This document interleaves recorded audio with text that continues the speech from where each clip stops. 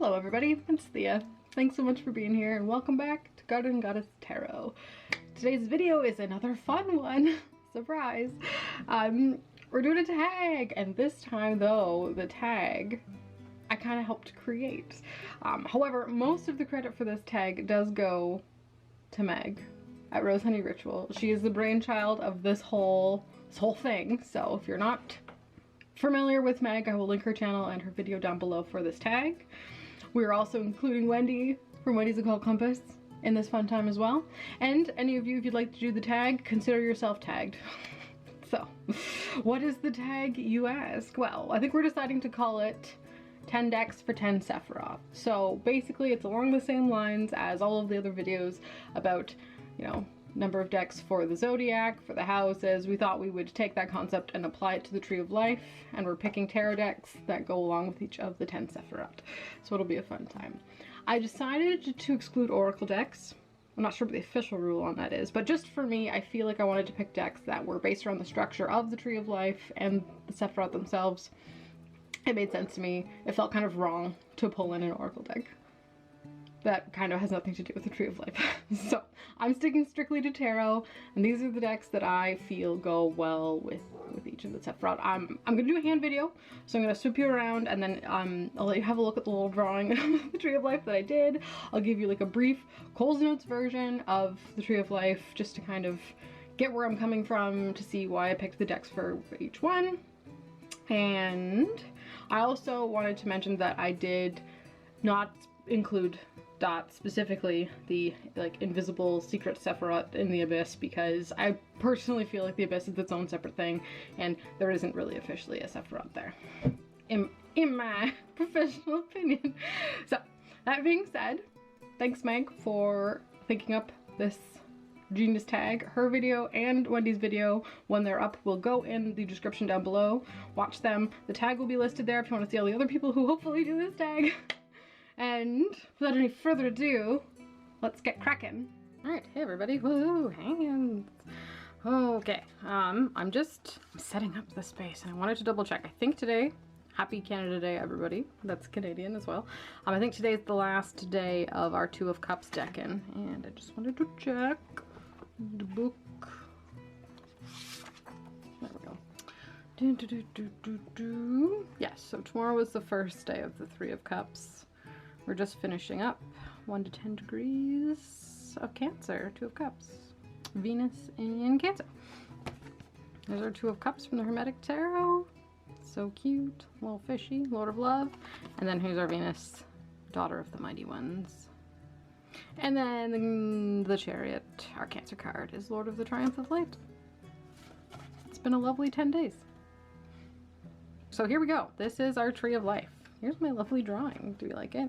And this has to be here because it covers the secrets. I also don't want to light my book on fire. Move our pillars slightly. Okay, so here's our Tree of Life, as I'm sure you were all more than familiar with. Prop it up with my smoky quartz. Alright, so 10 decks for 10 Sephiroth. So at the top, we have Kether, which is the crown. Number 2, Chokmah, wisdom. Number 3, Binah, understanding. 4, Chesed is mercy, so this is our mercy pillar, and this is our severity pillar. And then here we have Geburah, which is the severity. Number 5, Sephirot, and then in the middle is Tiphareth, which is beauty, which is also adornment, which is kind of fun. A different way to look at it, instead of just like addressing the concept of beauty by it being something's adornment. Anyway, interesting. And then number 7, Netzach here, victory. I also have eternity here, so it's deeper than just like victory, right? That one's a fun one. I had to work with that one a little bit, unpack it a bit. I had feelings about Netzach. Anyway, number 8 is Hod, which is glory. Yesod, number 9, is the foundation, and number 10 is Malkuth, which is kingdom, which is where we live, the earthiest of earths. Well, it's not really the earth, it's the kingdom of earth. It's our connection to all of the above. So this is the conduit for us to get to here. It's not like a mundane and earthy place specifically. It's still on the tree, so it's still extremely spiritual, but it's the earthiest bit of the spirit. Anyway, So yeah, so that's what we're working with. Those are our 10 points that we're picking decks for. And then the abyss runs across here, and this plane between the supernal triad and the bottom of the tree. There's many layers. Like, all of the tarot cards fit on all of these paths, if you're not familiar. Each of these Sephirot has a planet associated with it, which we'll talk a little bit about once we start picking decks and why I chose them. And then there's a Hebrew letter for each of the paths. There's a ton of stuff. There's different worlds. The elements are all kind of laid on top of each other. But like I said, Cole's Notes version, not masterclass. So this is kind of what we're working with today. This is where we're jumping off from. And just if anybody's curious, Sun's in Cancer, Moon's in Leo today, and then there's our last, our decan for funsies. Just to place us firmly in time and space at the moment. So yes, okay, I'll have this out. We can put our smoky quartz back over with our pillar candle. You know how hard black candles are to find? Like little ones? It drives me mad. Anywho, so we'll leave that out. And we're gonna get right started. I think I'm gonna start at the bottom. I think I'm gonna be a weirdo and start in Malkuth and work our way up to the crown because that feels right. Like, the lightning path goes down, but you can also go up. It's like a subway map, you know? You can go whichever way you want. So I'm gonna start at the bottom in Malkuth, and for Malkuth I decided to choose this one. This is the Majestic Earth Tarot. Shocker. Now, I was thinking initially that I was just gonna pick a deck that was earthy, mundane, felt practical, felt like it took place in the world, which is a lot of modern decks, to be quite honest. But it didn't feel right. They felt too mundane almost. It just didn't feel like what I wanted. This one, however, though, has that spiritual quality about it that is very much the earth. And I thought it was a perfect choice for Malkuth.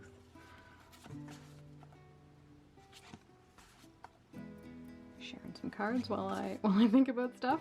So the keyword for Malkuth is kingdom. So it means the kingdom, the emanations of energy and light make their way through the Tree of Life to Malkuth, in which it becomes tangible, it becomes real, it becomes experiential, it becomes a thing, basically. It's not really a thing up until here.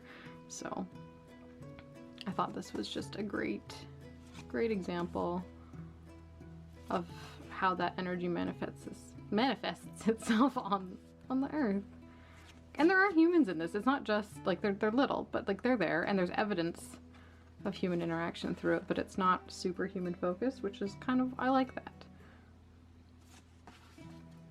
You know, all these decks that I picked for this tag are very, like, spiritual decks for me personally, so it made sense. And so these all mean a lot to me for various reasons. Another reason why this deck works really well as Malkuth is because the suits, that's a major, that's also a major, that's also a major, give me a suit. Oh, come on. There we go. When you want it, it does show up. The suits are more elemental than, you know, clouds, air, which is kind of funny because clouds are made of water, but anyway. it feels more elemental, which the symbol for Malkuth is the little circle with the X in it, which is like the earth, and then each of the quadrants of the circle have a different color representing one of the 4 elements in it, so anywho, it worked really well. Yeah, stone for earth, trees, fire, earthy, elemental. It worked well for me. So anyway, this is my Malkuth deck. This is the one I chose for the bottom. Okay, next one. Moving up from number 10, Malkuth. We're going up to Yesod. Yesod, its keyword, air quotes, is foundation. So the foundation of everything, kind of like the whispers of structure present before something can be a thing. So sometimes foundations, you can't really see them, but they're there, you know? They're under the ground, but they're important nonetheless. I was also doing a bit of digging on Yesod, whose representation is the moon. So Malkuth is earth, Yesod is the moon, it's number 9. Also, you can think of the minor arcana cards for each of these as well. So all of the 10s live in Malkuth, all the 9s live in Yesod, and so on and so forth. Forgot to mention that in the beginning Cole's notes. But in my digging on Yesod, I found a little phrase that kind of sorted it out for me in a nice way. So Yesod being the treasure house of images and a sphere of illusion. So again, very difficult to tangibly see, but kind of the place where like symbols manifest themselves, I guess. So Yesod is the conduit through which us on the earth perceive everything above it, all of the spirit, right? It's like a prism almost, even like more so than Malkuth. So what we see through it, right? So it is the foundation of our concept of everything above it, if that if that makes sense. So okay, let's get to the deck that I chose for it. Maybe that will help. I went classic. I went perhaps even a bit predictable, but I picked the classic Rider-Waite-Smith for this one. I also have the Centennial edition I was gonna bring out because it's nicer looking, but I have a new appreciation for the gaudy colors in the yellow box version after getting a certain deck, which we might talk about later. But the reason I picked this one for Yesod, which is our moon, is because this deck is the foundation for my personal knowledge of tarot. It is the beginning, it is what started it all, it was what was in my hands before I even knew what I was looking at. It had to be Yesod for me. It's my foundational knowledge of tarot. It's become kind of ubiquitous with everybody's fundamental knowledge of tarot, so I thought this was a great one for Yesod.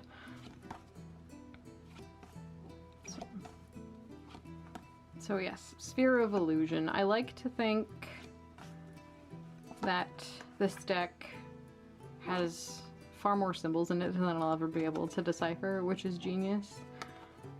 But I love that exhilarating feeling of discovering them, of like knowing why the sunflowers are there, about the wall, about the red banner, you know? Like it's thrilling. Our black cat, the lions fighting at the top, like all of these little things have meaning. The colors even chosen are chosen specifically. The positions. It's not just like random images that kind of roughly portray the feeling that they're trying to depict. It's so much more intricate than that, and I'll always love this deck for that. Like it's like a Russian doll of not just knowledge, but like, you know, symbolic representation, and symbols carry with them history and evidence of all of the people who've used those symbols in the past. So anyway, really cool. I will always be deep diving with this one. I should really just flip this over. There we go.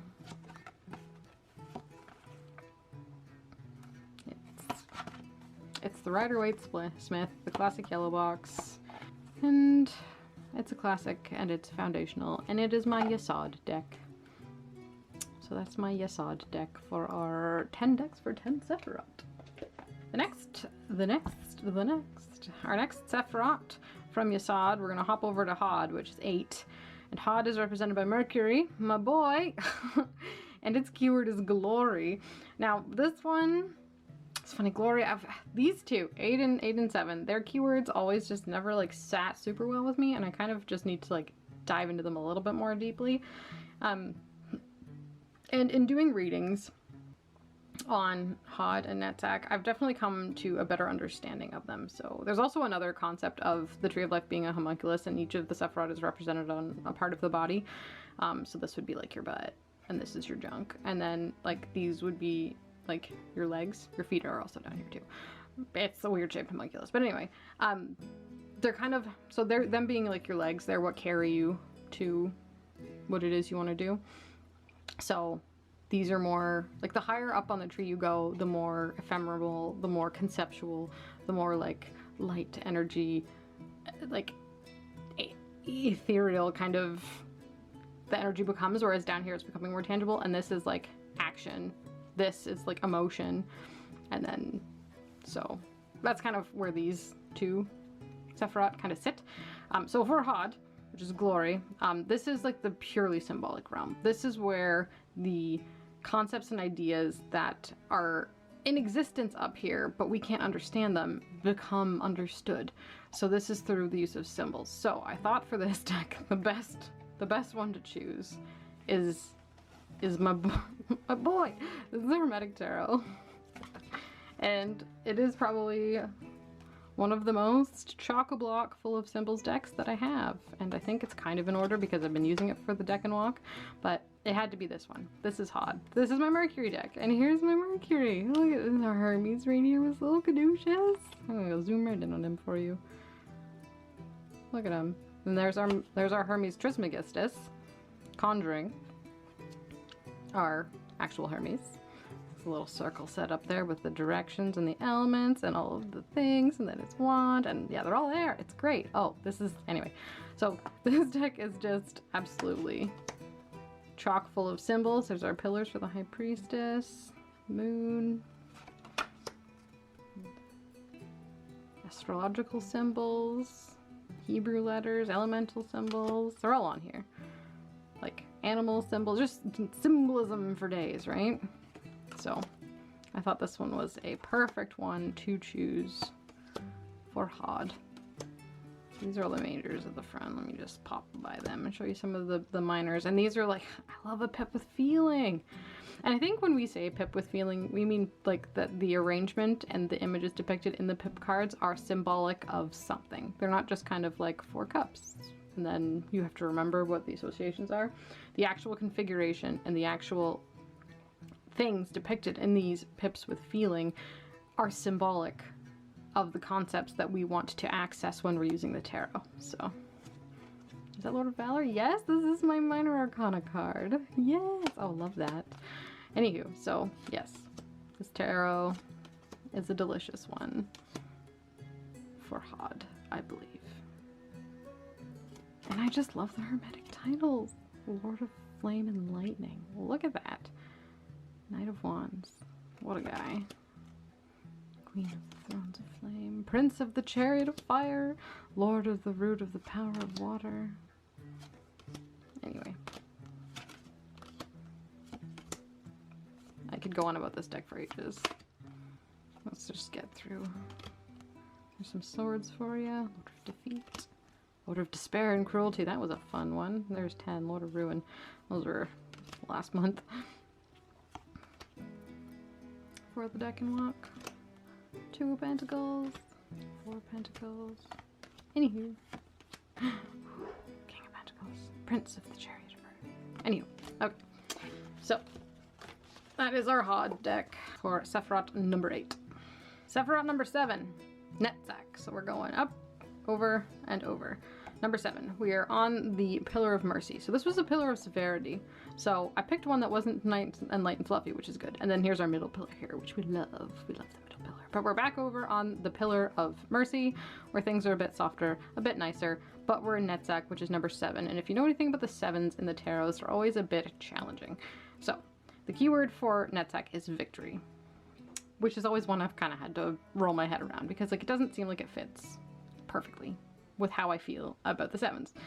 But then I was doing some reading on Netzach, like you do, and another word that has come to kind of describe it, or that it is Netzach's kind of like a direct translation of, is eternity, which I found very interesting. Which made me think a lot about the word victory in the context of eternity, you know? Anyway, so that was kind of fun.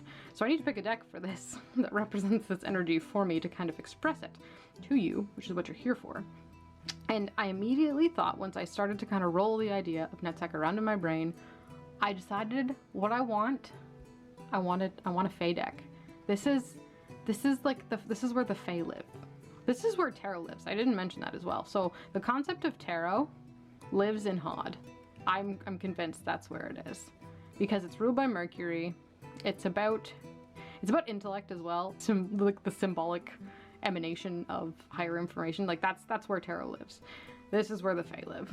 And so for the Fae deck that I chose, I had to go with the one that I've had like the most like spiritually weird experiences with, and that is my Tarot of the She by Emily Carding. So this one for me is Netzach. It's challenging in that it's a little bit, it's got full-on trickster energy involved in it, for sure. I can feel that very, very strongly. It embodies the energy of the sevens kind of all through the whole thing for me. It's otherworldly, which is appropriate, I feel like, for this high up on the tree for its 7. But it's a kind of like energy that gets you moving as well. So it's not severe. It's merciful in that it's like more gentle. It's guiding.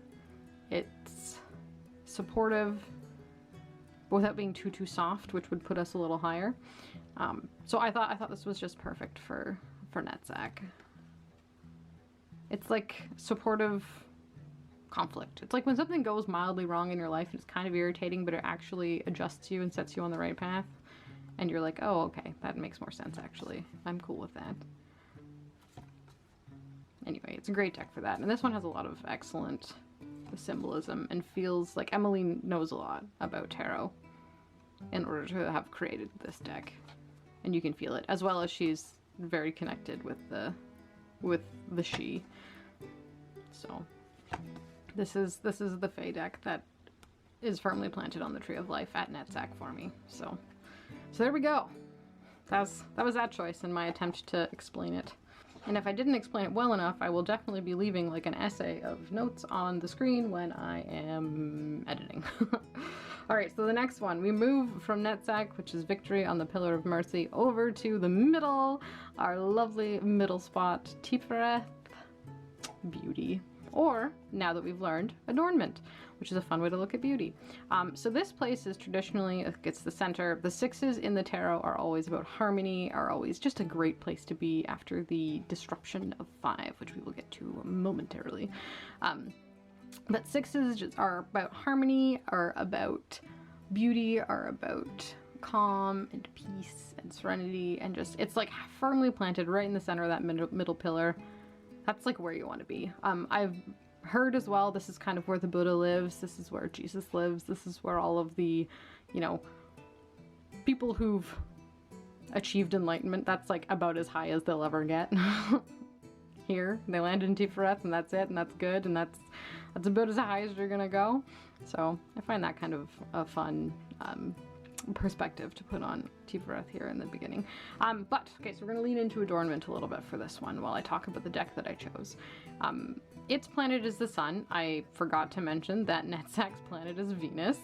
So even though Netzach is difficult, it's like Venus is Aphrodite. It is the goddess of beauty and love. It gets very, you know, it's difficult, but it's beautiful at the same time. So anywho, we're on to Geburah. We're in the sun. We are under the sun, where everything is splendid and illuminated and delightful.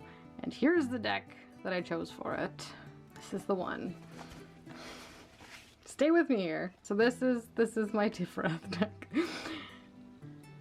And I can explain. So let's get her out.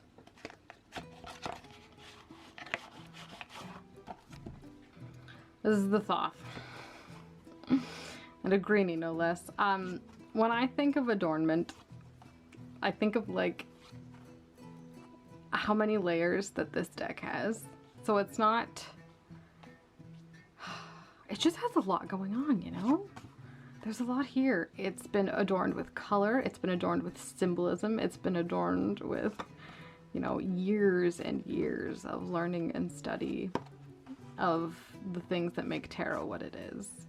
There's layers of astrology, there's layers of, you know, elemental magic, there's layers of Kabbalah, and just, it's thoroughly adorned. This deck has so much in it. How could you say that any other deck is adorned more than this one?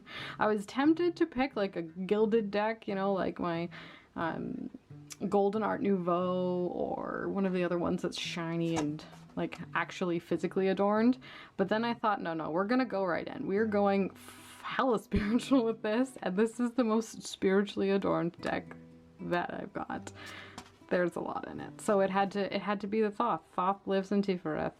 Fight me. But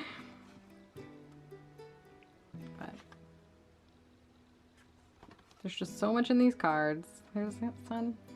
Sun in Scorpio. 6 of Cups. Beautiful. But yep. It's adorned. It's beauty. The whole thing has an overall calm, like it doesn't lean severe, it doesn't lean merciful, it's just kind of neutral, which is where the middle path is. So it, like for me, it belongs there. It needs to be in the middle. And I thoroughly enjoy it for that. But yeah, this is my Tiphareth deck. Let me know your thoughts. And if my explanation works for you. Here's Mercury, my boy. I'd love a 3 mages version. However, I will say, I do think they picked the right one for the deck in most of the mass market printings. So Lady Frida Harris painted 3 versions of the Magus, and this is the one that ended up in the deck. And I think the right one was chosen. The other 2 are cool, but I think this one embodies the energy the best, I think. But I could just be more used to it too, so we shall see. Maybe if I'm feeling generous, I'll pop the other 2 up on the screen for you, see what they look like. Let me know down below, which Magus is your favorite? Anywho's, alright. Here's our beauty deck. Our Tiphareth deck. The Thoth. Fun. We're moving from beauty over to 5. The most unpleasant of places. So we've got our Pillar of Severity over here. We have Geburah, which is translated as Severity. Also, I did some digging and I found some very interesting descriptions of it. And they have it listed as judgment and limitation. So the reason that Geburah is severe is because this is the part of the journey where judgment and like physical, intellectual, emotional limitations are placed. So this line is our emotional like experience, whereas this is physical, and then we get like fully spiritual in the Supernal Triad. But anyway, so judgment and limitation come into play here, which is why Geburah is so severe, which is why the 5 sucks so much. So I tried to find and decide on my most severe deck. My deck that embodies Geburah in its fully expressed form, 5s all the way, and I think I found the perfect one. I chose this one. This is the Somnia Tarot by Nicholas Bruno, and I thought, you know what? This deck, it embodies Severity so well. It's beautiful. It's emotional. So it lives happily in the emotional section of the Tree of Life. And it's severe. It doesn't... It's harsh. There is no softness to this. No compassion, no empathy. It's just raw. And it tells it like it is. Like, oh, here we go. 5 of coins. Here's a 5. This is a Geburah. Look at that. Sorry, my light is tricky, but I think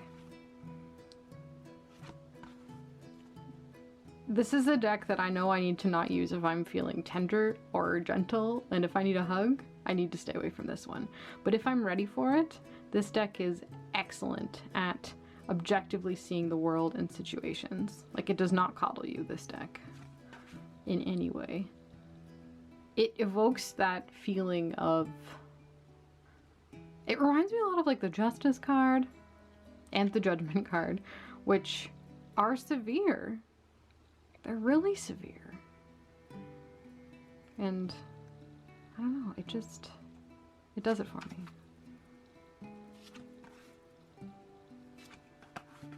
So this is my Geburah deck. My 5 on the Tree of Life. I think it was an excellent choice. Alright, moving on. So we're at 5. We had an unpleasant time at 5. It wasn't actually that bad, but anyway.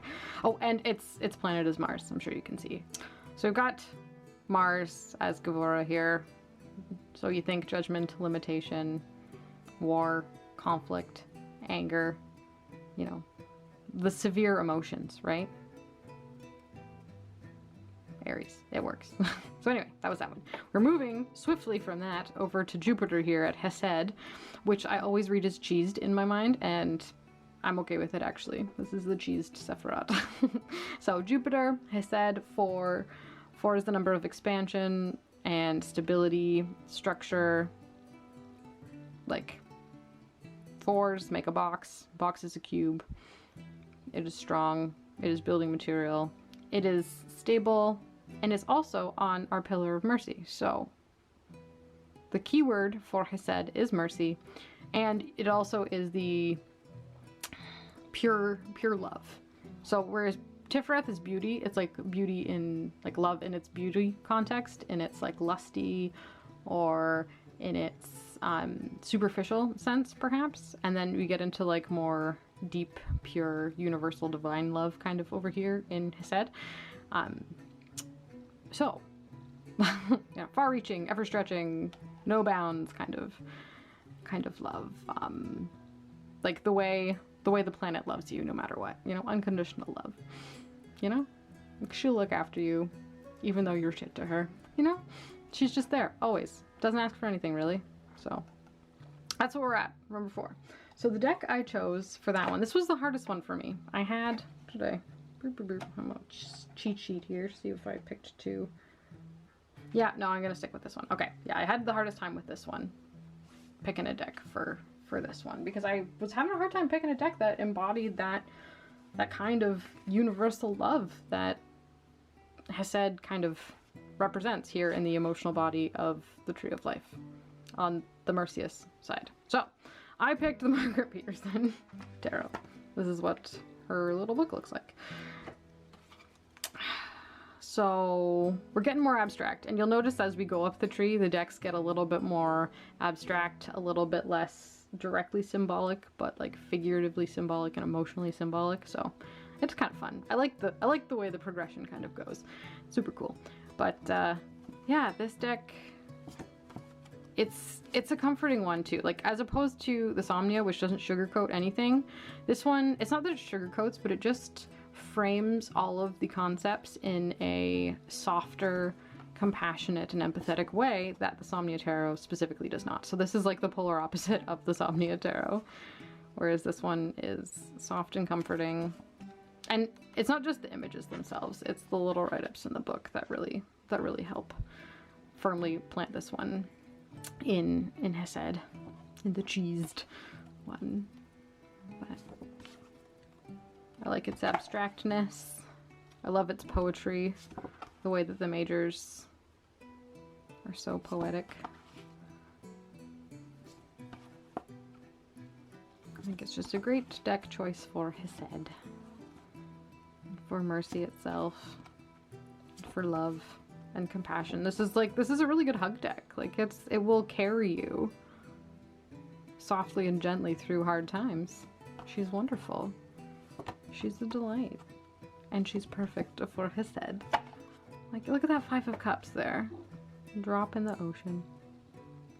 Where you get that really comforting feeling from that, but also expansive existential dread a little bit. You know? But it's gentle about it. It gives you the existential dread softly. It hands you a cupcake while giving you existential dread.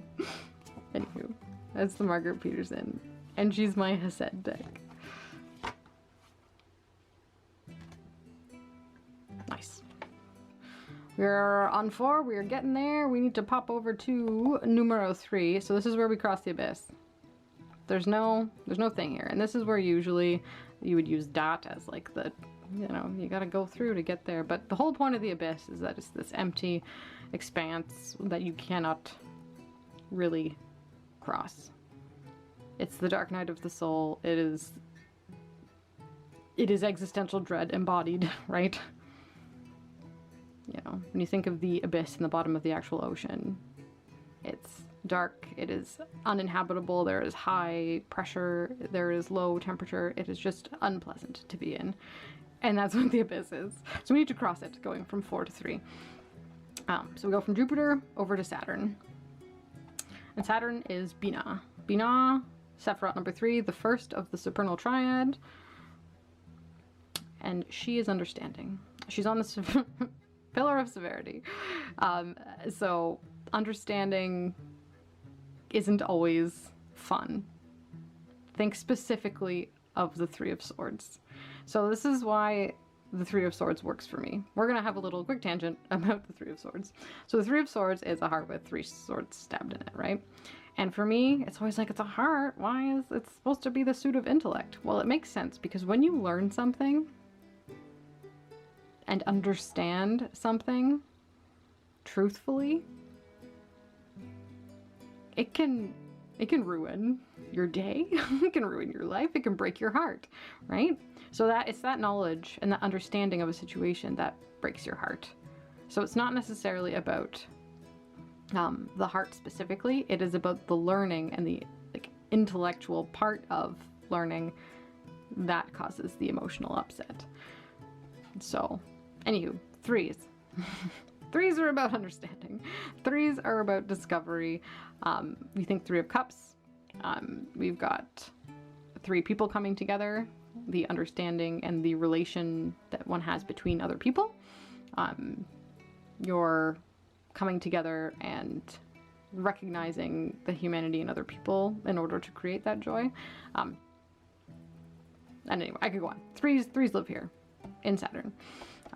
Pillar of severity. So it seems kind of contradictory because 3s not always are particularly negative cards, but they can be because of the Saturnian nature of it, and 3 being not exactly the most stable number ever, and also on the pillar of severity. So let's get to the deck I chose for understanding.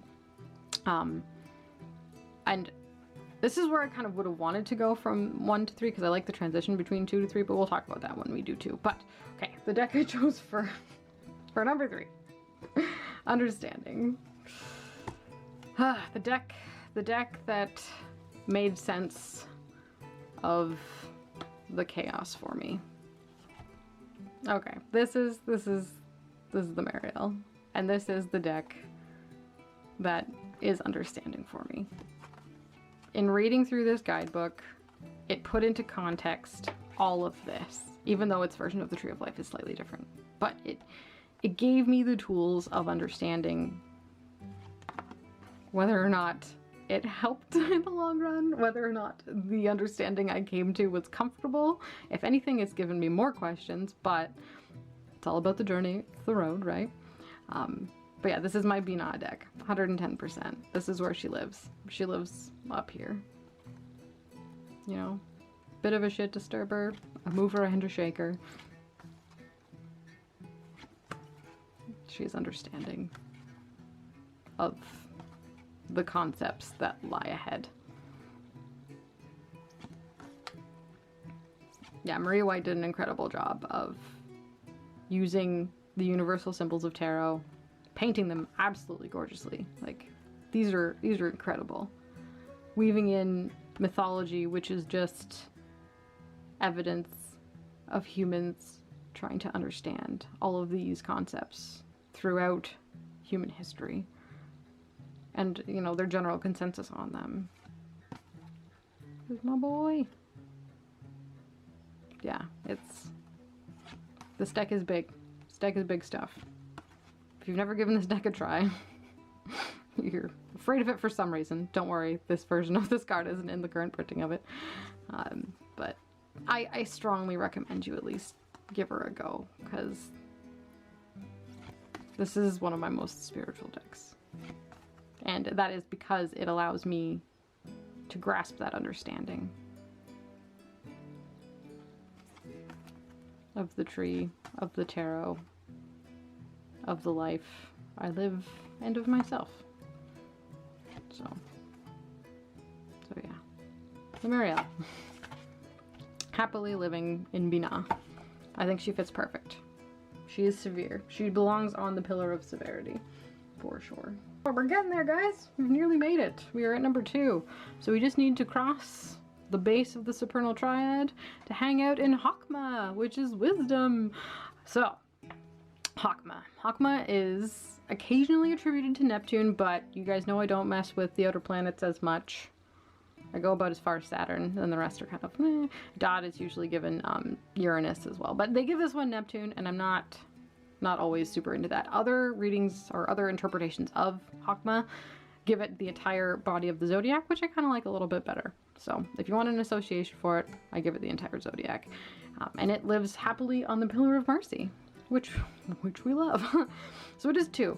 And 2 is the materialization of something. So when you think of like math, numbers, 1 is a single point, and a point is nothing. It's just a point. It is in one dimension. It almost doesn't even exist, which we will talk about more when we get to Kether. But 2, once you get 2 things, you now have a frame of reference, right? You've got 2 things, so there's each thing can kind of perceive each other and then thus knows that the other exists. And it also forms a line. So 2 points form a line, right?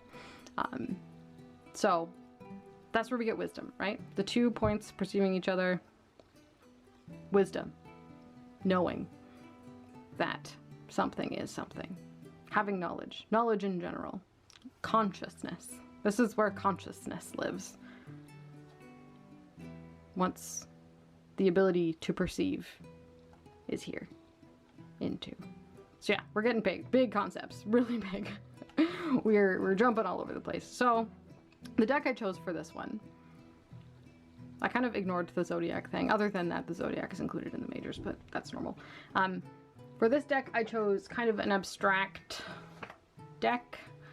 A deck that is cosmic and heady and a little bit difficult to decipher upon first glance, as the Shimmering Veil Tarot by Zilla Conway. A favorite. All of these are a favorite. These are all amazing decks. I hope you like them. Also, check her out. I hope she comes up. But yeah, there's our High Priestess. Incredible. Oh my gosh. It feels... Again, Scylla knows her way around the tarot.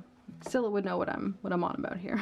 But anyway, so Chokmah, wisdom, consciousness. This deck in its abstract form of art just gives me consciousness vibes. You know? This is the wisdom that something is there even though we don't understand it. This is the only deck with an extra card in it too, which I almost kicked it off the list for that purpose.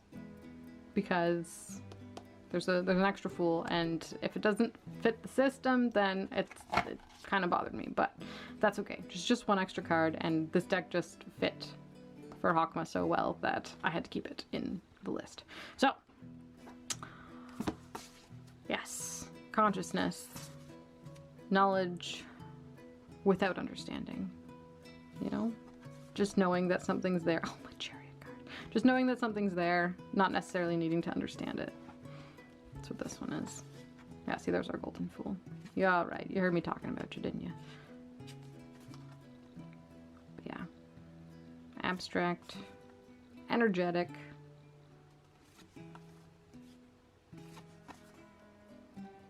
I think this one works really well for Chokmah. Kind of not just light, but light with form.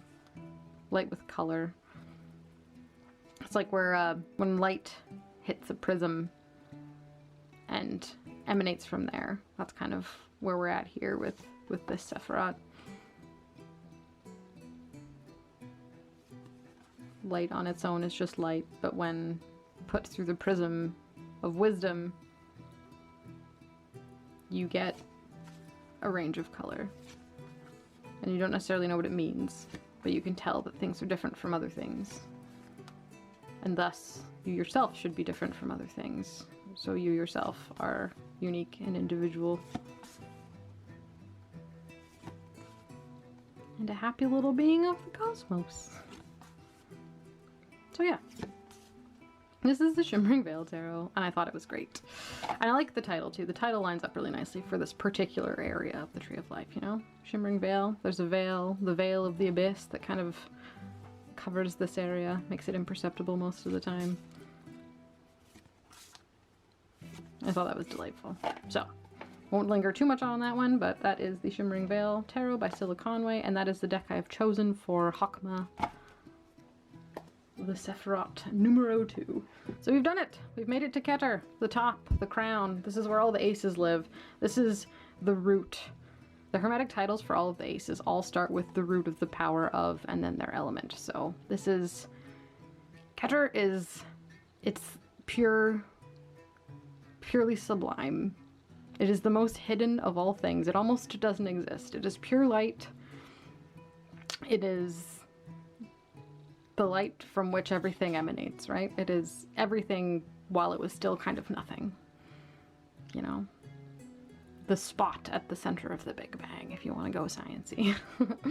It's occasionally attributed to Pluto, but I really don't like using that for that. Like, these are...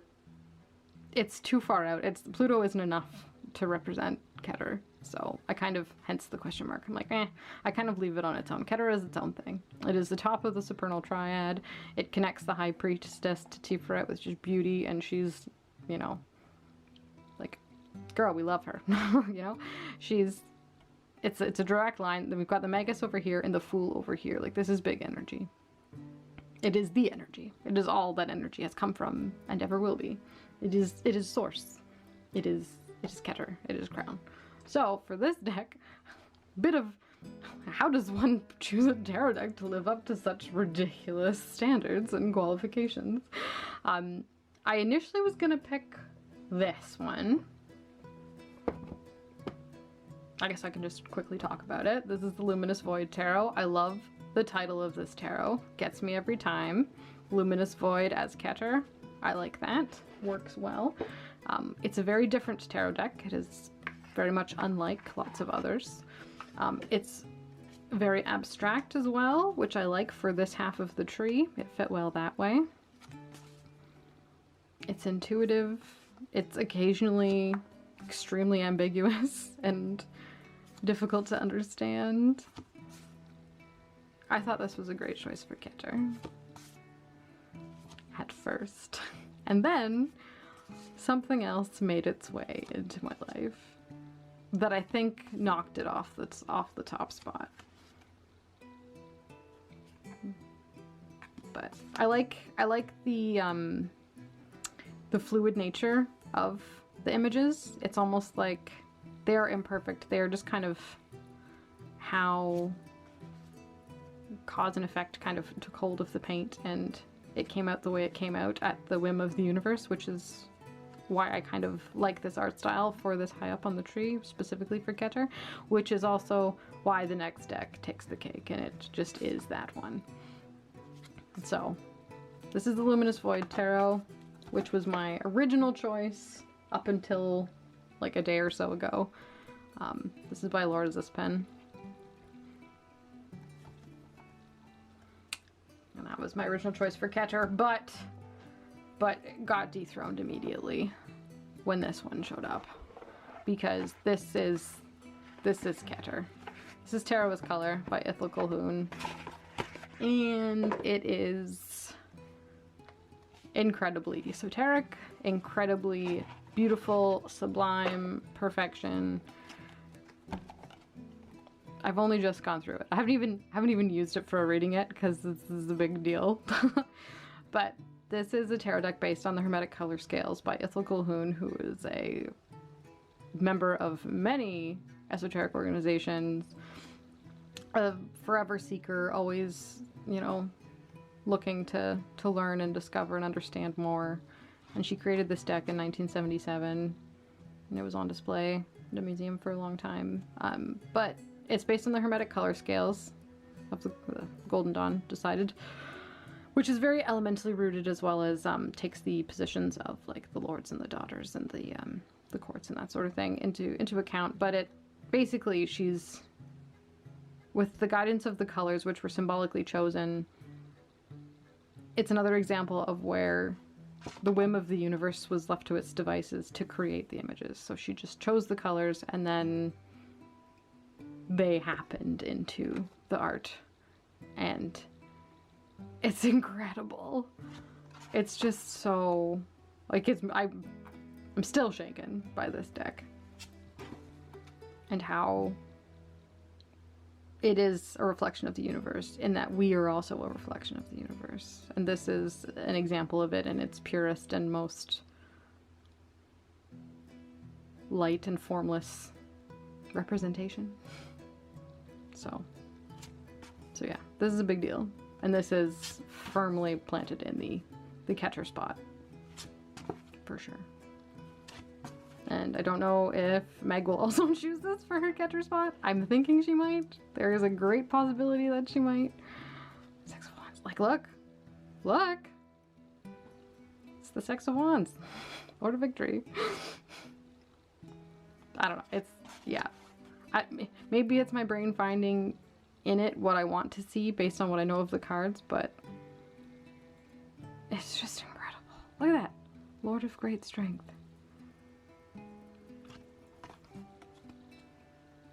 This is fantastic. This is published by Fulgur Press. I think there's still some available. If you're interested in it, I think it's one to definitely spend some time thinking about, because there will never be another tarot deck like this. Oh, wow. Okay. I could just sit here and all. I get mesmerized by them. I get sucked in. I get literally drawn. Bits of me are pulled into these.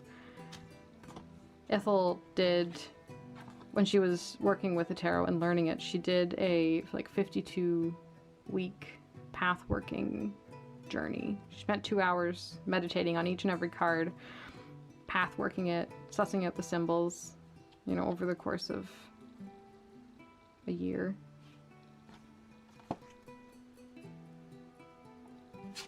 Really getting to grips with her experience of the cards and her feelings about them, which sounds amazing.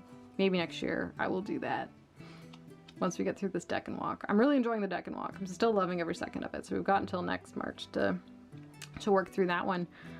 But I think next after that I might do a like a path working meditation thing where I go into each card for an extended amount of time and then write down everything that comes up.